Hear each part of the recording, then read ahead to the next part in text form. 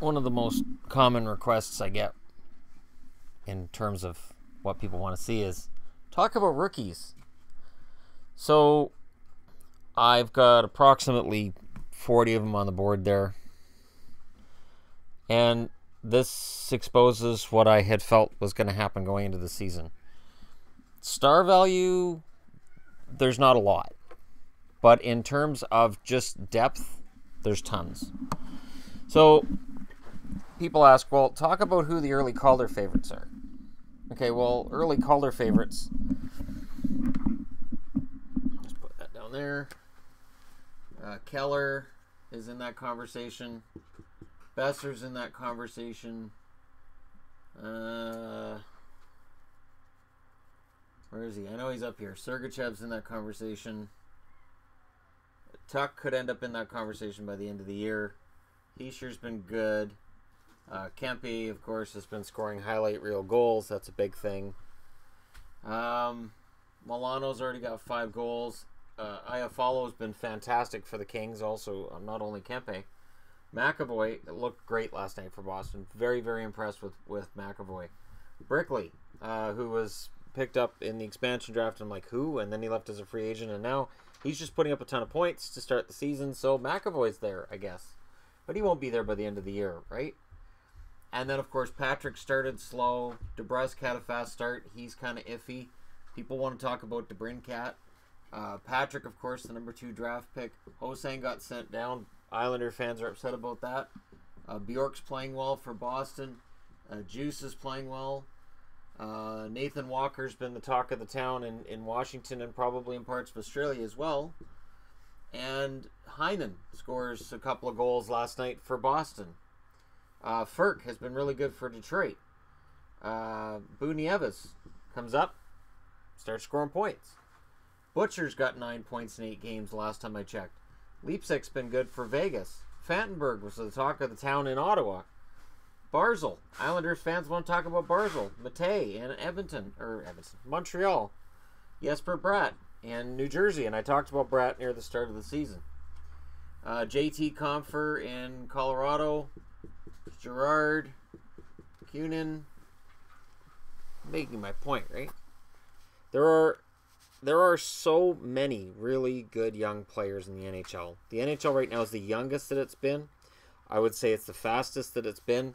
And it's because of such a huge, huge list of players who are either rookies, sophomores, or kids that are going to come up next year. That veterans like a Jaromir Jagr, or a Jerome McGinley, or a Shane Doan, even when they want to keep playing, it is hard to find a contract. Because there are so many good young players. And if your rookie hasn't got an asterisk next to his name, you're probably going, well, why aren't you talking about that one too? This is why when people ask me to talk about early Calder favorites, it's impossible. Sergachev, for my money right now, would be the Calder winner. He's only playing 13 minutes a game, yes. But I'm thinking that ice time's going to go up as the season goes along. Defensemen, you usually bring them along slow, you play them a lot on your special teams, and then you crank up their responsibility as the season goes along. And Sergachev is going to be, I think, one of the best offensive defensemen in the league. Now, whether or not he's a good offensive defenseman and not great defensively, well, if that's the case, then Charlie McAvoy's ahead of him, because McAvoy has been fantastic for Boston in all areas. And Besser, all Besser's done since the Canucks scratched him the first 2 games of the year is score points. And it was said on Hockey Central today that apparently Travis Green got a call after he had benched Besser, and they said, you know what, you can't bench one of your best young players, especially in Vancouver where, you know, fans are going to hate you right away if you're doing things they don't like and making roster decisions they don't like. This is a fantastic list. And no, there's no Austin Matthews, there's no Connor McDavid. There's nobody who's gonna wow you as a potential 50 goal scorer off the bat or anything. I mean, Matthews, the 4 goals in the first game, that was pretty insane. But you may have a couple of guys here in McAvoy and Sergachev who at some point in time are going to get into the Norris conversation and could threaten a guy like an Erik Karlsson or a Victor Hedman in terms of that level of play. And like I said, this is just the list right now. There are other players who are going to come up. There are other players itching to get into the lineup. Rookies. Good rookies. And Mate has been told by Montreal that they're keeping him around. Well, of course they're going to keep him around all year. He's arguably been their best defenseman. Why wouldn't you keep him around? The Montreal Canadiens are trying to win this year. They don't want to end up out of the playoffs. So, yeah. This is why it's hard to talk about rookies. This is why it's been hard for me to come up with a video about rookies that I can keep down to a relatively non-movie length video. There's so many good rookies. So, you know, for you guys who follow your teams and you're like, why doesn't the hockey guy talk about my rookies? There's just so many.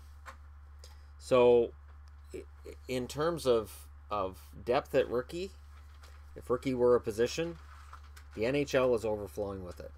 There are so many good players. So, let me know what you guys think.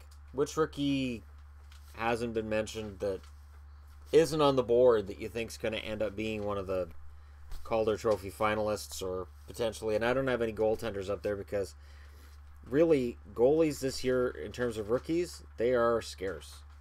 There really hasn't been very many rookie goaltenders other than in Vegas where they haven't had a choice because of the injury with Marc-Andre Fleury. Otherwise, we wouldn't be seeing Subban up there or Dansk. It's just been a matter of necessity. So many good forwards and defensemen, though.